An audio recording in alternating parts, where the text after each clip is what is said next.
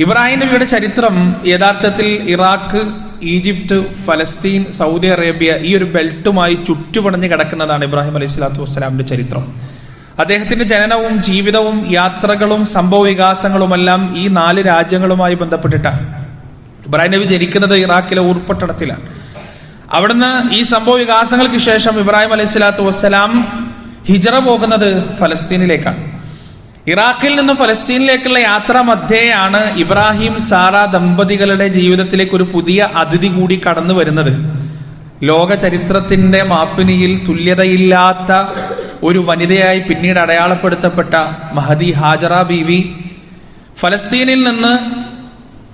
ഇറാഖിൽ നിന്ന് ഫലസ്തീനിലേക്കുള്ള യാത്രാ മധ്യ ഈജിപ്തിൽ നിന്നാണ് അവരുടെ കൂടെ കൂടുന്നത്. ആ ചരിത്രമൊക്കെ നമ്മൾ ഈ വിംബറിൽ തന്നെ ഒരുപാട് തവണ വിശദീകരിച്ചിട്ടുണ്ട്. അപ്പൊ എല്ലാ കാലവും ഒരേ ആളുകളല്ലല്ലോ പള്ളിയിൽ ഉണ്ടാവും എന്നതുകൊണ്ട് ഒന്നുകൂടി പറയാം. ഇബ്രാഹിം നബി അലൈഹി സ്വലാത്തു വസ്സലാമും അദ്ദേഹത്തിന്റെ ഭാര്യ സാറ ബീവിയും ഫലസ്തീനിലേക്കുള്ള യാത്രാ മധ്യ ഈജിപ്ത് കടന്നു പോകേണ്ടതുണ്ടായിരുന്നു അവർക്ക്. അങ്ങനെ അവിടെ ഉണ്ടായിരുന്ന രാജാവിന് ഒരു ദൗർബല്യം ഉണ്ടായിരുന്നു, ഒരു വീക്ക്നെസ് ഉണ്ടായിരുന്നു. മറ്റൊന്നുമല്ല, സൗന്ദര്യമുള്ള സ്ത്രീകളെ കണ്ടു കഴിഞ്ഞാൽ ഒന്ന് ശല്യം ചെയ്യുക, ഒന്ന് ഇടങ്ങേറാക്കുക, ഒന്ന് അവരെ ഉപദ്രവിക്കുക എന്നുള്ളത് ആ രാജാവിന്റെ ഒരു വലിയ വീക്ക്നെസ് ആയിരുന്നു, വലിയൊരു ദൗർബല്യമായിരുന്നു. ഇന്നും അങ്ങനെയുള്ള ഭരണാധികാരികളെയും രാഷ്ട്രീയക്കാരെയൊക്കെ നമുക്ക് കാണാൻ പറ്റും. അത് ഖിയാമത്ത് നാൾ വരെ അങ്ങനെയുള്ള ആളുകൾ ഉണ്ടാവും ചെയ്യും. അപ്പൊ ഇബ്രാഹിം അലൈഹി സ്വലാത്തു വസ്സലാമിനെ സാറ ബീവിയെയും കണ്ടപ്പോൾ ഈ രാജാവ് സ്വാഭാവികമായി സാറ ബീവിയോട് വളരെ മോശമായ രീതിയിൽ പെരുമാറി. പക്ഷെ അത്ഭുതകരമാവിധം അള്ളാഹുവിന്റെ ഇടപെടലുണ്ടായി. അവന്റെ ഖലീലിന്റെ ഭാര്യയാണ് സാറ ബീവി. അള്ളാഹു സുബ്ഹാനഹു വ തആല അത്ഭുതകരമായി രക്ഷപ്പെടുത്തുകയും ആ രാജാവിന്റെ, ആ നാട്ടുപ്രമാണിയുടെ മനസ്സിൽ ഒരു ഭയമുണ്ടാവുകയും അതിനൊരു പ്രായശ്ചിത്തമായി അദ്ദേഹം സാറക്ക് അടിമയായി കൊടുത്തതാണ് യഥാർത്ഥത്തിൽ ഹാജറ ബീവി. ഹാജറ ബീവിയുടെ ലിനേജ് ബാക്കോട്ട് പോയാൽ നമുക്ക് കാണാൻ കഴിയും ഈജിപ്തിലാണ്. അതുകൊണ്ടാണ് നബി സല്ലല്ലാഹു അലൈഹി വസല്ലം സഹാബത്തിനോട് പറഞ്ഞത്, ഈജിപ്തിലെ മിസ്രികളെ നിങ്ങൾ എപ്പോഴെങ്കിലും കാണുകയാണെങ്കിൽ അവരോട് നല്ല രീതിയിൽ നിങ്ങൾ വർത്തിക്കണം. കാരണം നിങ്ങൾക്ക് അവരുമായി കുടുംബ ബന്ധമുണ്ട്. എവിടെയാണ് കുടുംബ ബന്ധം? ആദ്യമായി ജസീറത്തുൽ അറബിലെത്തിയത് ഹാജറ ബീവിയാണ്.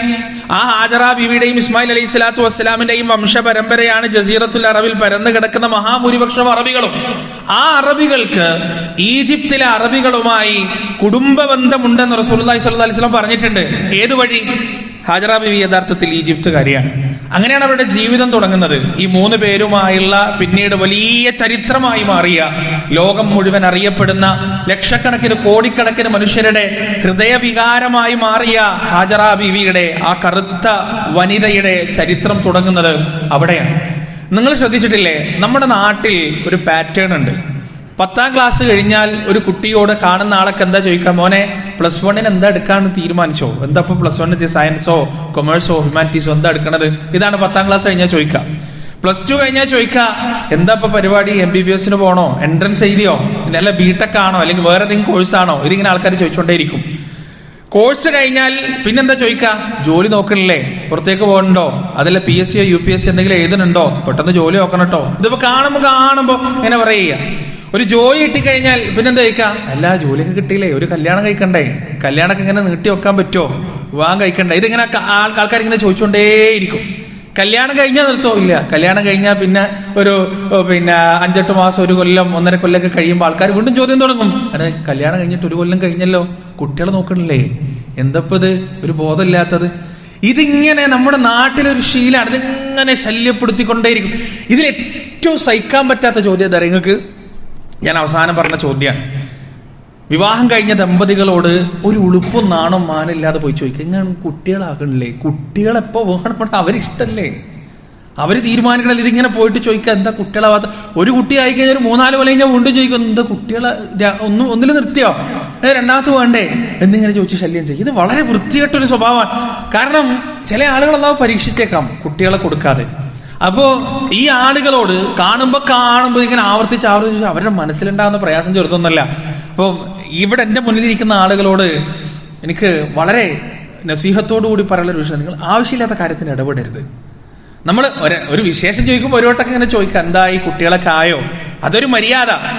എന്താ കുട്ടികളാവാത്ത? ഡോക്ടറെ കാണിച്ചില്ലേ? ഡോക്ടറെ അടുത്ത് പോയില്ലേ? എന്താ കാണിക്കാത്ത? ഇവിടെ നല്ല ഡോക്ടർ ഉണ്ട്. ഇത് വളരെ അരോചകമാണ് പ്രിയപ്പെട്ടവരെ. വളരെ വൃത്തിയായിട്ടൊരു സംസ്കാരം. പല ആളുകളുടെയും ആദർശം തകർന്നു പോകുന്നത് ഇവിടെയാണ്. മക്കളില്ലാതിരിക്കുന്ന വലിയ പരീക്ഷണം, ചെറിയ പരീക്ഷണമൊന്നുമല്ല. അതിന്റെ മേലെ ചില സ്ത്രീകൾക്കും ചില പുരുഷന്മാർക്കും ഉള്ള ഈ ഒരു കുത്തിച്ചോദ്യം ഉണ്ടല്ലോ, ഇതും കൂടി ആവുമ്പോ യഥാർത്ഥത്തിൽ വല്ലാത്ത പ്രയാസം ഉണ്ടാവും, മനസ്സിന് വല്ലാത്ത ബുദ്ധിമുട്ടുണ്ടാവും. അവിടെയാണ് പല ആളുകളും ഹോമിയോപ്പതി ചികിത്സ നടത്തി, ആയുർവേദം നടത്തി, പ്രകൃതി നടത്തി, അലോപ്പതി നടത്തി, എല്ലാം ചെയ്തു, ഒരു രക്ഷയില്ല, കുട്ടികൾ ഉണ്ടാവുന്നില്ല. IVF ചെയ്തു, IUF ചെയ്തു, എല്ലാ മാർഗങ്ങളും തെരഞ്ഞു. അപ്പൊ വന്നിട്ട് പറഞ്ഞു കൊടുക്കുക, അവിടെ ഒന്ന് പോയിട്ടൊന്ന് ശ്രമിച്ചു പോയിക്കൂടെ, ഒരു തങ്ങളുണ്ടല്ലോ കുറെ ആൾക്ക് കുട്ടികൾ ഉണ്ടായിട്ടുണ്ട്, പോയിട്ട് ഒരു ഉരുളി കമത്തിക്കോ, അല്ലെങ്കിൽ ഒരു നെയ്യ് അങ്ങോട്ട് കുടിച്ചോ. ഇങ്ങനെ പറഞ്ഞ് മുസ്ലിം ഉമ്മത്തിൽപ്പെട്ട മുവഹിദുകളായ ആളുകളുടെ ആദർശത്തിന്റെ കടക്ക് കത്തിവെക്കുന്ന ഒരുപാട് ആളുകളെ നമുക്ക് കാണാൻ സാധിക്കും. ഞാൻ പറഞ്ഞു വരുന്നത്, പ്രിയപ്പെട്ടവരെ, ഇതേ പരീക്ഷണം ജീവിതത്തിൽ ഏറ്റെടുത്ത ഒരാളാണ് ഖലീലുല്ലാഹി ഇബ്രാഹിം അലൈഹി സ്വലാത്തു വസ്സലാം. അത് ഒരു തങ്ങളെടുത്ത് പോയിട്ടില്ല. ഒരു കഴിഞ്ഞ കാലഘട്ടത്തിൽ ജീവിച്ചു മരിച്ച ഒരു പ്രവാചകനെ അദ്ദേഹം കാണാൻ പോയിട്ടുമില്ല. അദ്ദേഹത്തിന് അള്ളാഹു കുട്ടിനെ കൊടുത്തില്ലേ? അതിനെക്കുറിച്ച് ഇബ്രാഹിം അലൈഹി സ്വലാത്തു വസ്സലാം സൂറത്തുൽ ഇബ്രാഹിമിന്റെ 39-ാമത്തെ ആയത്തിലൂടെ വിവരിക്കുന്നുണ്ട്. എന്താ അദ്ദേഹം പറയുന്നത്? അൽഹംദുലില്ലാഹില്ലദീ വഹബ ലി അലൽ കിബരി ഇസ്മാഈല വ ഇസ്ഹാഖ ഇന്ന റബ്ബീ ലസമീഉദ് ദുആ. അൽഹംദുലില്ലാഹ്, അല്ലാഹുവിനാകുന്നു സർവസ്തുതിയും. അല്ലദീ വഹബ ലി അലൽ കിബരി ഇസ്മാഈല വ ഇസ്ഹാഖ, എങ്ങനെയുള്ള എന്റെ റബ്ബ് എന്റെ വാർദ്ധക്യത്തിൽ എനിക്ക് ഇസ്മായിലിനെയും ഇസ്ഹാഖിനെയും മക്കളായി തന്ന എന്റെ റബ്ബിനാകുന്നു സർവസ്തുതിയും. ഇന്ന റബ്ബീ, നിശ്ചയം എന്റെ രക്ഷിതാവ്, ലസമീഉദ് ദുആ, എല്ലാ ദുആകളും അർത്ഥനകളും പ്രാർത്ഥനകളും കേൾക്കുന്നവനാകുന്നു. ഇബ്രാഹിം അലൈഹിസ്സലാത്തു വസ്സലാമിന്റെ ജീവിതത്തിലെ ഏറ്റവും വലിയ പരീക്ഷണമായിരുന്നു, പ്രിയപ്പെട്ടവരെ, അത് ഖലീലുള്ള എന്ന പടച്ചവൻ വിളിച്ചിട്ടും വാർദ്ധക്യം എത്തുന്നത് വരെ, ജരാനരകളെ ബാധിക്കുന്നത് വരെ, ശരീരത്തിന്റെ ശേഷി നഷ്ടപ്പെട്ടു പോകുന്നത് വരെ ഒരു കുഞ്ഞിക്കാല് കാണാൻ ഇബ്രാഹിം നബിക്ക് കഴിഞ്ഞിട്ടില്ല. ഒരു സന്താനം ഇബ്രാഹിം അലൈഹിസ്സലാത്തു വസ്സലാമിന് ഉണ്ടായിട്ടില്ല. ആ സമയത്താണ് ഒരുപാട് നാളുകളുടെ, ദശകങ്ങളുടെ പതിറ്റാണ്ടുകളുടെ ദുആക്കും പ്രാർത്ഥനയ്ക്കും ശേഷം റബ്ബ് സുബ്ഹാനഹു വ തആല ഇബ്രാഹിം അലൈഹിസ്സലാത്തു വസ്സലാമിനോട് ഹാജറ ബീവിയെ വിവാഹം കഴിക്കാൻ പറയുന്നത്, ഹാജറയെ കല്യാണം കഴിക്കാൻ പറയുന്നത്. അങ്ങനെ ഹാജറ ബീവിയെ വിവാഹം കഴിക്കുകയാണ്. അതിലൊരു കുട്ടിയെ അല്ലാഹു കൊടുക്കുകയാണ്, ഇസ്മായിൽ അലൈഹിസ്സലാത്തു വസ്സലാം. ഇസ്മായിലിന്റെ ജനനം ഉണ്ടാവുകയാണ്. ഒരു പിതാവ് എന്ന രീതിയിൽ, ഒരു ബാപ്പ എന്ന രീതിയിൽ പതിറ്റാണ്ടുകളുടെ പ്രാർത്ഥനകൾക്കും കാത്തിരിപ്പിനും ശേഷം ഒരു കുട്ടി പിറക്കുമ്പോ അതിനെക്കുറിച്ച് എന്തൊക്കെ പ്രതീക്ഷകൾ ഉണ്ടാവും, എന്തൊക്കെ പ്രത്യാശകൾ ഉണ്ടാവും, എന്തൊക്കെ സ്വപ്നങ്ങൾ ഉണ്ടാകും. ആ കുട്ടിയെ കൊണ്ടു നടക്കാൻ, അതിന് അല്ലാഹുവിനെ കുറിച്ച് പറഞ്ഞു കൊടുക്കാൻ, തന്റെ തർബീയത്തിലായി ആ കുട്ടിയെ വളർത്തിക്കൊണ്ടുവരാനുള്ള എന്തൊക്കെ പദ്ധതികൾ ആ പിതാവിന്റെ മനസ്സിൽ രൂപപ്പെട്ടിട്ടുണ്ടാവും എന്റെ പ്രിയപ്പെട്ടവരെ. എന്നാൽ ഇബ്രാഹിം അലൈഹിസ്സലാത്തു വസ്സലാമിന്റെ സമർപ്പണ ബോധത്തിന് നേരെയുള്ള പരീക്ഷണം തുടങ്ങുന്നത് എവിടെയാണ്? അള്ളാഹുവിന്റെ കൽപ്പന വരികയാണ്, എല്ലാ വർഷവും ദുൽഹജ്ജ് മാസം എത്തിക്കഴിഞ്ഞാൽ നമ്മൾ കേട്ട് തഴമ്പിച്ച ചരിത്രമാണെന്നാൽ ആ ചരിത്രത്തിന്റെ അപ്പുറത്തുള്ള ഗുണപാഠത്തിന്റെ വലിയ കടലെ കുറിച്ച് നമ്മൾ ആലോചിച്ചിട്ടില്ല, വലിയ സാഗരത്തെ കുറിച്ച് നമ്മൾ ആലോചിച്ചിട്ടില്ല. ഇബ്രാഹിം അലൈഹിസ്സലാത്തു വസ്സലാമിനോട് അള്ളാഹു പറയുന്നത് കുടുംബവുമായി വേറിട്ട് നിൽക്കാനാണ്, കുഞ്ഞുമായി വേറിട്ട് നിൽക്കാനാണ്. പ്രവാസികളൊക്കെ നാട്ടിൽ നിന്ന് പോകുമ്പോ അവര് വീട്ടിൽ നിന്ന് ഇങ്ങനെ പടിയിറങ്ങി തിരിഞ്ഞു നിന്ന് വീണ്ടും കാറിക്കോമ്പവും വീണ്ടും തിരിഞ്ഞു നോക്കി, ഡോർ അടച്ചിട്ട് വീണ്ടും ഗ്ലാസ് തുറന്ന് വീണ്ടും നോക്കി, ആവർത്തിച്ച് യാത്ര പറഞ്ഞ്, കുട്ടികളെ ആവർത്തിച്ച് ചുംബിച്ച്, ഉമ്മയോട് ആവർത്തിച്ച് യാത്ര പറഞ്ഞ്, ഹൃദയം വീട്ടിൽ വെച്ചിട്ടാണ് അവര് ഗൾഫിലേക്ക് തിരിച്ചു പോവുക. പ്രവാസികളെ നമ്മളൊക്കെ കണ്ടതാണ്, നമ്മുടെ കുടുംബത്തിലും വീട്ടിലും നാട്ടിലും പരിചയത്തിലുമെല്ലാം. എന്താ കാരണം? കുടുംബവുമായി വേറിട്ട് നിൽക്കാനുള്ള അവരുടെ മാനസികമായ പ്രയാസം. പ്രത്യേകിച്ച് ഒരു കുട്ടിയൊക്കെ ആയിക്കഴിഞ്ഞാൽ, പ്രിയപ്പെട്ടവരെ, ഒരു കുട്ടിയായിക്കഴിഞ്ഞാൽ ആ കുട്ടി ജനിച്ച് അതിങ്ങനെ അതിന്റെ 1-ാമത്തെ വയസ്സ് 2-ാമത്തെ വയസ്സൊക്കെ ഇങ്ങനെ കടന്നു പോകുമ്പോ ആ കുട്ടിയുടെ ചിരികളും അതിന്റെ കളികളും അതുമായി ചെലവഴിക്കപ്പെടുന്ന സമയങ്ങളുമെല്ലാം ഒരു പ്രവാസിയുടെ മനസ്സിനെ സംബന്ധിച്ചിടത്തോളം തീർത്താൽ തീരാത്ത ഹൃദയവേദനയാണ്. ആ ഹൃദയവേദനയായിട്ടാണ് ഓരോ പ്രവാസിയും ഗൾഫിലേക്ക് പോവാ. ഇവിടെ ഇബ്രാഹിം അലൈഹിസ്സലാത്തു വസ്സലാമിനോട് അള്ളാഹു പറയുന്നത് 1-2 കൊല്ലം പിരിഞ്ഞു നിൽക്കാനില്ല. അള്ളാഹുവിന്റെ കൽപ്പന വരുന്ന കാലം വരെ പടച്ച റബ്ബ് പറയുന്ന ദിവസം വരെ പിരിഞ്ഞു നിൽക്കണം. എവിടെ കൊണ്ടാക്കേണ്ടത്? നമ്മൾ നമ്മുടെ ഭാര്യയെയും മക്കളെയും വിട്ടിട്ട് പോകുന്നത് അവരുടെ വീട്ടിലാണ്, അല്ലെങ്കിൽ അവരുടെ നാട്ടിലാണ്. കുടുംബക്കാരുള്ള, കാരണവന്മാരുള്ള, ജ്യേഷ്ഠാനുജന്മാരുള്ള, പരിചയക്കാരുള്ള, ആളുകളുള്ള, സൗകര്യങ്ങളുള്ള, എല്ലാ സംവിധാനങ്ങളുമുള്ള, ഒട്ടും പേടിക്കാനില്ലാത്ത, എന്ത് അത്യാവശ്യം വന്നാലും ഓടിയെത്താൻ ആളുകളുള്ള ജനമധ്യത്തിലാണ് നാം നമ്മുടെ കുടുംബത്തെ വിട്ടിട്ട് പോകുന്നത്. എന്നിട്ട് നമ്മൾ പോകുമ്പോൾ നമ്മുടെ മനസ്സിന് എത്ര വലിയ പ്രയാസമുണ്ട്, എത്ര ബുദ്ധിമുട്ടുണ്ട്. എന്നാൽ ഇബ്രാഹിം അലൈഹി സ്വലാത്തു വസ്സലാമിനോട് തന്റെ പ്രിയപ്പെട്ട കുടുംബത്തെ അള്ളാഹു ഉപേക്ഷിക്കാൻ പറഞ്ഞത് ആളുകളുടെ നടുവിലല്ല, നാടിന്റെ നടുവിലല്ല, സൗകര്യങ്ങളുടെ നടുവിലല്ല, സംവിധാനങ്ങളുടെ നടുവിലല്ല. കൃഷിയിടങ്ങളില്ലാത്ത, വെള്ളമില്ലാത്ത, ഭക്ഷണമില്ലാത്ത, മനുഷ്യരില്ലാത്ത, ആൾപ്പാർപ്പില്ലാത്ത, എപ്പോഴെങ്കിലും ചെന്നായ്ക്കളുടെ കൂട്ടങ്ങൾ മാത്രം കടന്നു പോകുന്ന, യാത്രാ സംഘങ്ങൾ പോലും അപൂർവമായി മാത്രം കടന്നു പോകുന്ന, വെള്ളത്തിന്റെ തുള്ളിയില്ലാത്ത, മഴ പെയ്യാത്ത, കൃഷിയില്ലാത്ത ഊഷര ഭൂമിയിലേക്ക് തന്റെ കുടുംബവുമായി സഞ്ചരിക്കണമെന്നാണ് ഇബ്രാഹിം അലൈഹി സ്വലാത്തു വസ്സലാമിനോട് അള്ളാഹു പറഞ്ഞത്. അവിടെ ഇബ്രാഹിം നബിയുടെ മറുപടി എന്താ അറിയോ? പടച്ചോനെ, എന്തിന്? ആ നാടിന് പകരം വേറൊരു നാട് നിനക്ക് നിശ്ചയിച്ചൂടായിരുന്നോ?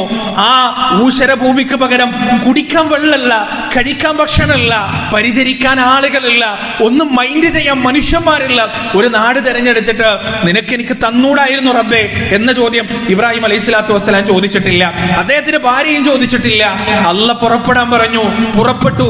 ഏത് ദിക്കിലേക്കെന്ന് പടച്ചോൻ പറഞ്ഞു, എത്ര ദൂരമെന്ന് പടച്ചോൻ പറഞ്ഞു. അള്ളാഹു പറഞ്ഞതനുസരിച്ച് തന്റെ ഭാര്യയെയും പിഞ്ചു പൈതലിനെയും കൂട്ടി, ആ ചോര കുഞ്ഞിനെയും കൂട്ടിയിട്ട് ഇബ്രാഹിം അലൈഹി സ്വലാത്തു വസ്സലാം പുറപ്പെടുകയാണ്. ആയിരക്കണക്കിന് കിലോമീറ്ററുകൾ താണ്ടി, ദിവസങ്ങളുടെ യാത്രക്കൊടുവിൽ, രാവും പകലും മാറി മാറി മറിഞ്ഞ് അവസാനം അവർ മക്കയിലെത്തുകയാണ്, കഅബാലയത്തിന്റെ പരിസരത്തെത്തുകയാണ്. നമ്മൾ ഇന്ന് കഅബ, മക്ക എന്നൊക്കെ പറയുമ്പോ ജനനിബിഡമായ 5 സ്റ്റാർ ഹോട്ടലുകളുള്ള ഏത് വിഭവങ്ങളും, ലോകത്തുള്ള ഏത് രാജ്യത്തിന്റെ ഏത് വിഭവങ്ങളും സുലഭമായി കിട്ടുന്ന ഒരു പട്ടണത്തെയാണ് എന്റെ നിങ്ങളുടെ മനസ്സിൽ വരിക. പക്ഷെ എന്റെ പ്രിയപ്പെട്ടവരെ, ഇബ്രാഹിം അലൈഹി സ്വലാത്തു വസ്സലാം ഒരിറ്റു വെള്ളം പോലും കിട്ടാൻ സാധ്യതയില്ലാത്ത ആ ഭൂമിയിലേക്കാണ് തന്റെ ഭാര്യയും മകനെയും പറിച്ചു നട്ടത്. അവിടെ ഇബ്രാഹിം അലൈഹി സ്വലാത്തു വസ്സലാമിനെ ഹാജറ ബീവിയെയും തന്റെ മകനെയും അവിടെ ആക്കിയിട്ട് തിരിച്ചു പോകുമ്പോ ഒരക്ഷരം മിണ്ടിയിട്ടില്ല, ഒന്നും പറഞ്ഞിട്ടില്ല, ഒന്നും സംസാരിച്ചിട്ടില്ല. ഒന്ന് ആശ്വസിപ്പിക്കുമല്ലോ പടച്ചോൻ പറഞ്ഞിട്ടാണ് കേട്ടോ. അള്ളാന്റെ കൽപ്പന ഏതാണ്? അവിടെ ആക്കുക, നീ ഇങ്ങോട്ട് തിരിച്ചു വരിക. തിരിച്ചു വരുന്ന വഴിയിൽ ആ മഹദി ഒറ്റ ചോദ്യം മാത്രമേ ചോദിച്ചിട്ടുള്ളൂ. ഇബ്രാഹിം നബിയുടെ തർബിയത്താണത്. എന്താ ചോദ്യം എന്നറിയോ? അല്ലാഹു അമറക ബിഹാദാ, പ്രിയപ്പെട്ടവനെ, ഇത് അള്ളാഹുവിന്റെ കൽപ്പനയാണോ എന്ന് മാത്രം അറിഞ്ഞാൽ മതി അവർക്ക്. ഇവിടെ വെള്ളമുണ്ടോ? ചോദിച്ചിട്ടില്ല. ഇവിടെ ഭക്ഷണമുണ്ടോ? ചോദിച്ചിട്ടില്ല. ഇവിടെ വേറെ ഏതെങ്കിലും കുടുംബം താമസമുണ്ടോ, മനുഷ്യന്മാരുണ്ടോ? ചോദിച്ചിട്ടില്ല. ചോദിക്കേണ്ട ആവശ്യമില്ല. ചോദിച്ചത് എന്താണ്? അല്ലാഹു അമറക ബിഹാദാ, അള്ളാഹു ആണോ അങ്ങയോട് ഇത് കൽപ്പിച്ചതെന്നാണ് ചോദിച്ചത്. ഇബ്രാഹിം അലൈഹി സ്വലാത്തു വസ്സലാമിന്റെ മറുപടി നഅം, അതെ എന്ന് മാത്രമാണ്. ആ മഹദിയുടെ മറുപടി എന്താ അറിയോ? എങ്കിൽ അങ്ങയ്ക്ക് ധൈര്യമായിട്ട് പോകാം, ഞങ്ങളുടെ കാര്യം ഞങ്ങളുടെ റബ്ബ് നോക്കിക്കോളും എന്ന് പറഞ്ഞ് ഭർത്താവിനെ പറഞ്ഞയക്കുന്ന ഒരു ഭാര്യയാണ് പ്രിയപ്പെട്ടവരെ. അള്ളാഹുവിന്റെ കൽപ്പനക്ക് മുന്നിൽ ഒരുപോലെ കീഴടങ്ങുന്ന ഭാര്യയെയും ഭർത്താവിനെയുമാണ് അവിടെ നമുക്ക് കാണാൻ സാധിക്കുക. നിങ്ങൾ ഇബ്രാഹിം സ്വലാത്ത് ചെല്ലാറില്ലേ? അല്ലാഹുമ്മ സ്വല്ലി അലാ മുഹമ്മദ് وعلى آل محمد كما صليت على إبراهيم وعلى آل إبراهيم إنك حميد مجيد. അല്ലാഹുവേ, ഞങ്ങളുടെ പ്രവാചകന് നന്മ ചെയ്യണം, ഇബ്രാഹിം നബിക്ക് നന്മ ചെയ്തതുപോലെ ഞങ്ങളുടെ പ്രവാചകന്റെ കുടുംബത്തിന് നന്മ കൊടുക്കണം. ഇബ്രാഹിം നബിക്ക് നന്മ കൊടുത്തതുപോലെ അല്ലാഹുമ്മ ബാരിക് അലാ മുഹമ്മദ് വഅലാ ആലി മുഹമ്മദ് കമാ ബാറക്ത അലാ ഇബ്രാഹിം വഅലാ ആലി ഇബ്രാഹിം. ഞങ്ങളുടെ പ്രവാചകന് അനുഗ്രഹം കൊടുക്കണം.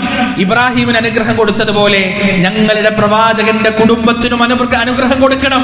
ഇബ്രാഹിമിന്റെ കുടുംബത്തിനും അനുഗ്രഹം കൊടുത്തതുപോലെ സല്ലല്ലാഹു അലൈഹി വസല്ലം വഅലൈഹി സ്വലാത്തു വസ്സലാം. എന്റെ പ്രിയപ്പെട്ടവരെ, എന്താ ഇബ്രാഹിം നബിക്കും അദ്ദേഹത്തിന്റെ കുടുംബത്തിനുമുള്ള പ്രത്യേകത? അള്ളാഹുവിന്റെ കൽപ്പനക്ക് മുന്നിൽ ഒരുപോലെ കീഴടങ്ങുന്ന, മറുവാക്ക് ചോദിക്കാത്ത, മറുത്തൊരു ചോദ്യം പോലും ചോദിക്കാത്ത, അദ്ദേഹത്തിന്റെ കാൽപ്പാടുകളെ പിൻപറ്റിക്കൊണ്ട് സ്വർഗത്തിലേക്കുള്ള പ്രയാണത്തിൽ തോളുരുമ്മി മുന്നോട്ട് പോയ ഒരു കുടുംബമായിരുന്നു ഇബ്രാഹിം അലൈഹി സ്വലാത്തു വസ്സലാമിന്റെ കുടുംബം. ഇത് ഭാര്യയുടെ ഊഴമാണ്. ഒന്നാമത്തത് ഹാജറ ബീവിയുടെ ഊഴമാണ്.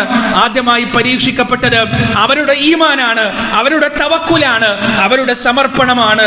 200 മാർക്കോടെ ഹാജറ ബീവി അതിൽ വിജയിക്കുകയുണ്ടായി. തന്റെ മകൻ മുലപ്പാലിന് വേണ്ടി കരഞ്ഞപ്പോ ചുരത്തിക്കൊടുക്കാൻ ഒരു തുള്ളി മുലപ്പാലില്ലാതെ, തൊണ്ട നനക്കാൻ ഒരു തുള്ളി വെള്ളമില്ലാതെ സഫാക്കുന്നിന്റെയും മറുവാക്കുന്നിന്റെയും ഇടയിൽ ആ കറുത്ത വനിത ഓടിയിട്ടുണ്ട്. ദാഹജലത്തിന് വേണ്ടി അന്വേഷിച്ച്, ഒരു മനുഷ്യന്റെ കാൽപെരുമാറ്റം അറിയുന്നതിന് വേണ്ടി. പ്രിയപ്പെട്ടവരെ, 10,000-കണക്കിന് ലക്ഷക്കണക്കിന് ഹാജിമാർ ഉംറയ്ക്ക് വേണ്ടി വരുന്ന ആളുകൾ ഇന്ന് സഫയുടെയും മറുവയുടെയും ഇടയിൽ ഓടുന്നുണ്ടെങ്കിൽ അതിൽ പണക്കാരുണ്ട്, രാജാക്കന്മാരുണ്ട്, വെളുത്തവരുണ്ട്, കറുത്തവരുണ്ട്, സകല ഭാഷക്കാരുമുണ്ട്. 10,000-കണക്കിന് കൊല്ലങ്ങൾക്ക് മുമ്പ്, 1000-കണക്കിന് വർഷങ്ങൾക്ക് മുമ്പ് ആ കറുത്ത വനിതയുടെ കാൽപ്പാടുകൾ പതിച്ച അതേ താഴ്വരയ്ക്കിടയിലൂടെ അവരെ അനുകരിച്ചുകൊണ്ട് ഇന്ന് ഹാജിമാർ ഓടുന്നതായി നമുക്ക് കാണാൻ കഴിയും. പൂർണ്ണമായ സമർപ്പണത്തോടെ അള്ളാഹുവിന്റെ പരീക്ഷണത്തിൽ വിജയിച്ച ഹാജറ ബീവിക്ക് അള്ളാഹു നൽകിയ ഒരു അംഗീകാരം കൂടിയാണത്. രണ്ടാമത്തെ പരീക്ഷണം മകനുള്ളതാണ്. ഹാജറ ബീവി വിജയിച്ചു പരീക്ഷണത്തിൽ. രണ്ടാമത്തെ പരീക്ഷണം മകനുള്ളതാണ്. ഇബ്രാഹിം നബിക്കും മകനും വേണ്ടിയുള്ളതാണ്. എന്താണ് പരീക്ഷണം? കാലങ്ങൾക്ക് ശേഷം ഉപ്പ വരികയാണ്, മകനെ കാണാൻ വരുന്നു, ഉമ്മാനെ കാണാൻ വരുന്നു. എന്നിട്ട് ഉമ്മയോട് പറയുന്നു, മകനെ ഒന്ന് ഒരുക്കി ഇറക്കണം എന്റെ കൂടെ. മറുത്തൊരു ചോദ്യവും ചോദിക്കാതെ ഹാജറ ബീവി വാപ്പയുടെ കൂടെ മകനെ ഒരുക്കി കുളിപ്പിച്ച് നല്ല രീതിയിൽ വാപ്പാന്റെ കൂടെ പറഞ്ഞയക്കാണ്. ചോദിച്ചിട്ടില്ല, ഇത്രയും കൊല്ലം എവിടെ നിങ്ങള്? ഞങ്ങളെ കുറിച്ച് അന്വേഷിച്ചു നിങ്ങള്? ഒരു പരാതിയില്ല, ഒരു പരിഭവമില്ല, ഒരു കംപ്ലൈന്റ് പറയാനില്ല. ഇബ്രാഹിം വന്ന് പറഞ്ഞു, അദ്ദേഹത്തിന്റെ കൂടെ ഒരു കുഴപ്പമില്ലാതെ മകനെ കുളിപ്പിച്ചൊരുക്കി പറഞ്ഞയച്ചു. പ്രിയപ്പെട്ടവരെ, പിന്നീടുള്ള ചരിത്രം സൂറത്തു സ്വാഫാത്തിൽ അല്ലാഹു സുബ്ഹാനഹു വ തആല പറയുന്നുണ്ട്. ഇബ്രാഹിം നബി ഇസ്മായിൽ അലൈഹി സ്വലാത്തു വസ്സലാമിനെയും കൂട്ടി ഇങ്ങനെ പോവാണ്. മിനായിൽ, ഹാജിമാര് തമ്പടിക്കുന്ന മിനായിലാണ് ഈ പറയുന്ന മദ്ബഹ് ഇസ്മായിൽ നിലനിൽക്കുന്നത്. അവിടെ അടയാളപ്പെടുത്തിയിട്ടുണ്ട് ആ ചരിത്രത്തിന്റെ സ്ഥലം. ആ സ്ഥലത്തെത്തിയപ്പോ ഇബ്രാഹിം അലൈഹി സ്വലാത്തു വസ്സലാം ഇസ്മായിൽ നബിയോട് തന്റെ മകനോട് പറയാണ്, യാ ബുനൈ, പൊന്നുമകനെ. ആ സംസാരത്തിൽ തന്നെ, വാക്കിൽ തന്നെ പിതാവിന്റെ സ്നേഹം നിറഞ്ഞു തുളുമ്പുന്നുണ്ട്. ഇന്നി അറാ ഫിൽ മനാമി അന്നി അദ്ബഹുക ഫൻദുർ മാദാ തറാ. പൊന്നുമോനെ, ഞാൻ നിന്നെ അറുക്കുന്നതായിട്ട് സ്വപ്നം കണ്ടിട്ടുണ്ട്. നിന്റെ ബാപ്പ ഒരു പ്രവാചകനാണ്, നിന്റെ ബാപ്പ ഒരു നബിയാണ്. അതുകൊണ്ട് തന്നെ ആ സ്വപ്നം സാക്ഷാത്കരിക്കാനുള്ളതാണ്. അതായത് നിന്റെ കഴുത്തിൽ കത്തി വെക്കേണ്ടതുണ്ട്, നിന്നെ അറുക്കേണ്ടതുണ്ട്. എന്തായിരിക്കും ആ മകന്റെ മറുപടി? പ്രിയപ്പെട്ടവരെ, ഖുർആൻ വളരെ പ്രാധാന്യത്തോടുകൂടി ഇസ്മായിൽ അലൈഹി സ്വലാത്തു വസ്സലാമിന്റെ ആ മറുപടിയെ കുറിച്ച് നമുക്ക് പറഞ്ഞു തരുന്നുണ്ട്. ഇസ്മായിൽ നബി പറയാണ്, സതജിദുനി ഫഫഅൽ മാ തുഅ്മർ യാ അബതി ഫഅൽ മാ തുഅ്മർ സതജിദുനി ഇൻഷാ അല്ലാഹു മിനസ് സാബിരീൻ. പ്രിയപ്പെട്ട വാപ്പ, എന്താണോ അല്ലാഹു നിങ്ങളോട് കൽപ്പിച്ചത് അതുപോലെ പ്രവർത്തിച്ചു കൊള്ളുക. സതജിദുനി ഇൻഷാ അല്ലാഹു മിനസ് സാബിരീൻ. ക്ഷമിക്കുന്നവരുടെ കൂട്ടത്തിൽ അങ്ങക്ക് എന്നെ കണ്ടെത്താൻ സാധിക്കുന്നതാണ്. എന്നിട്ട് 3 ഉപാധികളാണ് ഇസ്മായിൽ അലൈഹി സ്വലാത്തു വസ്സലാം മുന്നോട്ട് വെച്ചത്. എന്തൊക്കെയാണെന്നറിയോ? ഒന്ന്, താൻ ഇട്ടിരിക്കുന്ന കുപ്പായ അഴിച്ചു. എന്നിട്ട് ബാപ്പാന്റെ കയ്യിൽ കൊടുത്തിട്ട് പറഞ്ഞു, ഇതിൽ ചോര പുരളാതെ, ഇതിൽ രക്തം പുരളാതെ എൻ്റെ ഉമ്മയുടെ കയ്യിൽ സുരക്ഷിതമായി കൊണ്ടുപോയി ഏൽപ്പിക്കണം. രണ്ടാമത്തെ ഉപാധി, എന്നെ അറുക്കുമ്പോൾ എൻ്റെ 2 കൈകളും ബലമായി കെട്ടിയിടണം. കാരണം മരണവേദനയിൽ ഞാൻ കുതറി മാറിയേക്കാം. അതുകൊണ്ട് 2 കൈയും കെട്ടിയിട്ടിട്ട് വേണം എന്നെ അറുക്കാൻ. മൂന്നാമത്തെ ഉപാധി, എന്നെ കമിഴ്ത്തി കിടത്തിയിട്ട് അറുക്കണം, എന്നെ മലർത്തി കിടത്തിയിട്ട് അറുക്കരുത്. കാരണം മൂർച്ചയുള്ള കത്തി എൻ്റെ കഴുത്തിലേക്ക് വെക്കുമ്പോൾ എൻ്റെ കണ്ണുകളിൽ നേളിക്കാൻ സാധ്യതയുള്ള മരണഭയം ഒരുപക്ഷെ ഈ ഉദ്യമത്തിൽ നിന്ന് നിങ്ങളെ പിന്മാറ്റിയേക്കാം.